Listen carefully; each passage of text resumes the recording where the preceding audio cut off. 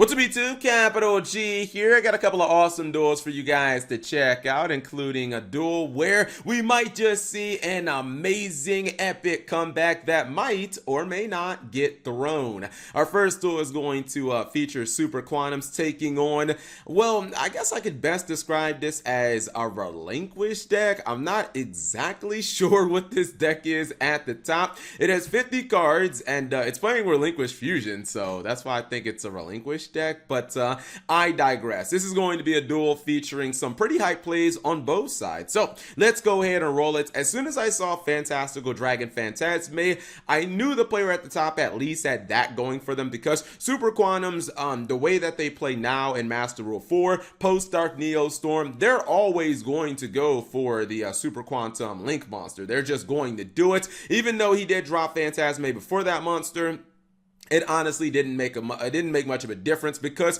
Super Quantums are looking to go for that card because it gets them a nice recovery aspect for their plays. You see that they obviously put a lot of monsters into their Xyz. Well, this guy pays them back by giving them a draw every time an Xyz monster is summoned to its link point. So obviously he's drawing a bunch of cards, and that means he can go straight for Great Magnus because he already controls a light Xyz monster on the field. So that's pretty nice. Makes it so that you don't always have to use Great Magnus with all the traditional red, green, and blue. You saw that he only had, I believe, green and the white layer on the field at the start of this. Anyways, he definitely didn't have all three, and he's able to drop Great Magnus turn one. The deck can do this very consistently. So let's see exactly how his opponent wants to fight back, going for some Predaplant plays. Oh, looks like he is actually playing a weird build of Predaplants. He's going to go for Wee Witch's Apprentice. Goes for the Mech Knight Crusadia Astrum. This is a powerful card, but this is more or less just a cute play. The reason is Great Magnus can just get this card off the field. Come on, man. He don't target.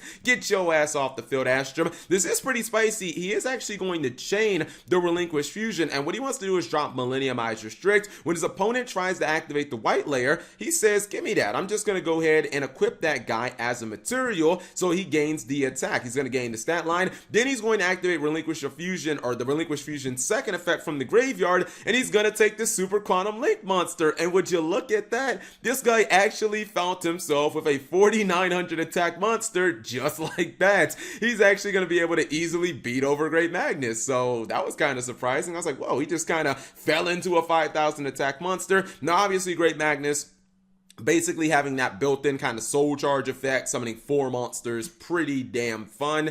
Yeah, he gets 4 monsters from the graveyard. He has a Nessie in his hand as well, but it doesn't look like he's gonna need it. He goes into Megaclops. If you build Super Quantums, you need to be playing Megaclops. This is why, because if your opponent does kill your Great Magnus, you can go into a monster that's almost as powerful. You can activate Megaclops effect, trying to basically summon one of your Xyz from the graveyard and then equip your opponent's monster as a material. He will try to use the Millenniumize Restrict, but yeah, this dude is not affected by any monster effects unless they're Xyz monsters, so it's going to be pretty much a GG at this point because this guy's 4000 attack, and I see in his future that he's probably going to drop Great Magnus. Keep in mind, this is all for style points. He's already at 4000 attack. Megaclops by itself could already kill him, but he says, Cap G, come on, man. I don't want to just drop Megaclops and win. I want to go ahead and, do this Great Magnus play. Actually, you know what? No, maybe I'm wrong, because I believe he does half battle damage. Yeah, my mistake.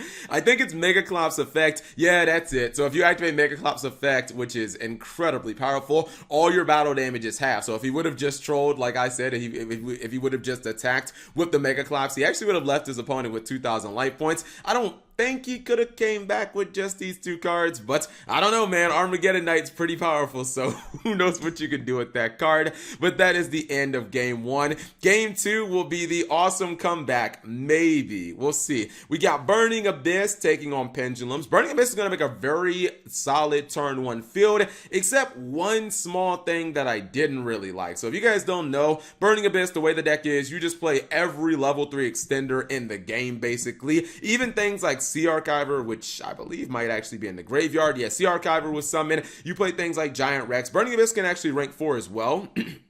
Even though BA doesn't have any rank 4 monsters, things like Abyss Dweller are obviously really solid. This is what I didn't like about the play. Going for Amberwell almost tilted me. Like, what is this, man? Come on. If you're going to go for a rank 4 against a blind field, I think the right call right now I don't even think it's a Palausa. I'm almost certain that it would be Mekk Knight Crusadia Astrum, the card we saw in the last duel, not being able to be targeted, also makes your opponent attack it. Like, it's super strong. It's just in the last duel he had non-targeting removal, but I'm not sure Pendulums have non-targeting removal, so he is going to continue on. He's going to make that Abyss Dweller, and this would be a very strong field against a lot of meta decks. I mean, you got Dante, you got Beatrice, you have the Abyss Dweller, lock down the graveyard, and then sadly he has Amberwell for some fucking reason. I don't know why he summoned this fucking troll card. I feel like this could cost him the entire duel. Pendulums don't really care about the graveyard, sadly. They're all about the face-up extra deck, and really the only graveyard interaction they have is with Dark Worm, if I'm not mistaken. So he doesn't really have any access to Dark Worm, but it's actually a good thing in this instance. No Forged Burial, no Dragon Ravine, no Dragon Shrine, etc., etc. He is going to go ahead and use Lady B's effect. I think he's trying to send Farfa to the graveyard, but he can just negate that with Jackal. Not like it's going to really be all that important right here. So he's actually just going to go ahead and negate. He wants to keep all his monsters so that he can go for Electromites and, you know, probably start going for some Guard Dragon combos. Maybe Pendulum Summon and all that good stuff. I think he is actually, after he goes for his Guard Dragon plays, going to make some really spicy plays. You can see he's got the Zephrani. He's actually going to, this was cool, at least he got a Sea Archiver for his trouble. He got it during, I did not know Sea Archiver works during both players' turns. I think most Yu-Gi-Oh players do not know that. Anyways, goes for some Guard Dragon plays, goes for Ignister, which you rarely ever see, and Pendulums anymore, but he's going to summon Aether, banish the copy of Lady Beatrice, goes for the Vortex Dragon, that's going to get a bounce on Amberwell. So you see that right there. If that had been the Mekk Knight Crusadia Astrum, the Amberwell would not have been bounced. The Crusadia Astrum, he would have had to attack over, like he would have had to use Boil Sword to try it out. I'm not sure how he would have actually outed it, but it definitely would have been a little more difficult. All his monsters are getting ran over.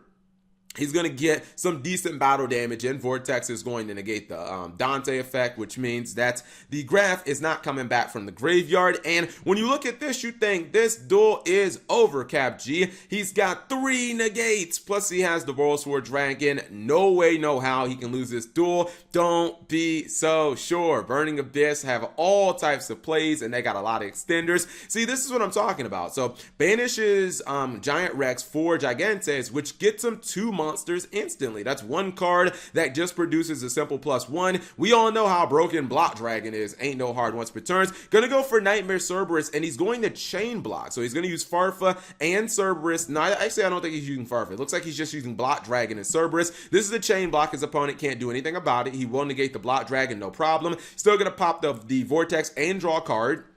Jackal actually, oh, so my bad. What happened is, yeah, Farfa activated in another chain. That's why I was like, well, that's kind of weird that he wouldn't activate Farfa. Farfa got negated in the other chain. He might as well just negate it. Otherwise, he'll lose Jackal King anyways, temporarily. Torgad's going to get the Divine Wrath, and guess what? Or Divine Strike. Now he doesn't have any more negations. This could be doable. Gonna bring out Block Dragon again. Gonna get rid of the Boil Sword Dragon. Summons Dante, Topologic Trishbina. He then is going to special summon Reclusia to the Trishbinia's link point, which obviously it's going to trigger its effect. He's going to chain the effect of Reclusia. That's going to activate that effect as well. And I was like, oh my, 1,000 burn damage. This could be doable, but he makes a mistake. He summons the copy of Block Dragon, but I don't know why he summoned it specifically here. Is there a reason why he summoned it here and not, I don't know, these two like monster zones that are nowhere near this guy, so it can't trigger? Because of that, he ends up banishing his own copy of Block Dragon, which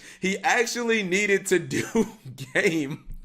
Leaves his opponent with 1,700 life points, and that's the difference between winning and losing. Now his opponent says, you done screwed up, man. I finally got my Dark Worm. Now I can finish you off. He should have won this duel despite trolling around by making a completely terrible and unnecessary card, the Amberwell. He says, man, I'm going back in the Borosword Dragon. This time, I'm going to finish you off, and he ends up taking that L. I feel so bad. I mean, if there was some reason he had to summon Block Dragon at that, like, in that column, please explain it in the comment section, but I think that he just misclicked the column. Usually, when there is a monster, like a Link monster that has an effect like that, one of the topologic monsters, I try to summon as far as possible away from the card as I can. Like, I will summon all the way on the other side of the field if I have to, just to make sure there is no chance of that thing activating, but I guess he just goofed. Anyways, hopefully you guys enjoyed the duels. If you did, give the video a thumbs up. Thank you guys for watching. As always, subscribe if you have not already, and turn on that notification bell for daily videos.